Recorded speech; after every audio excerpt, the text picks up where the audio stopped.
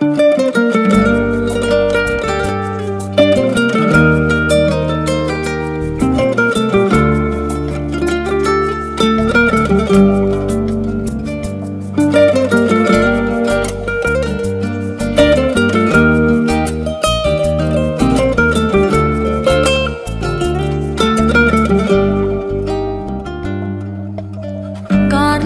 kadar da doğuşanım için, sana çenli yolu aşanım için, seherde yürekte coşanım için, beni bağışlay, bağışla.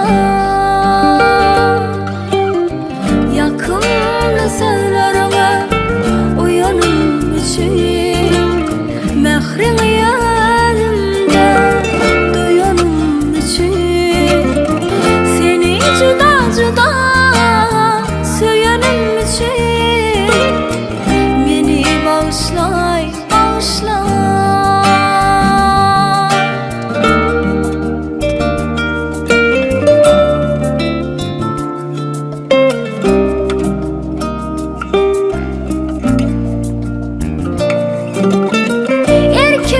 Erkine bağlanım için, havalı gönlümü ağlanım için, aşkın alavuna çağlanım için, beni bağışlay, bağışla.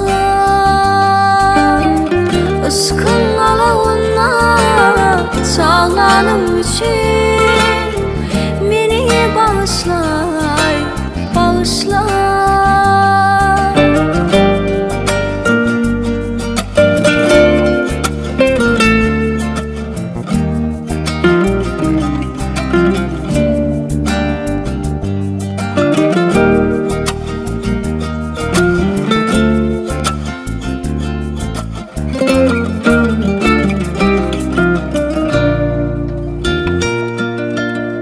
Bu dünya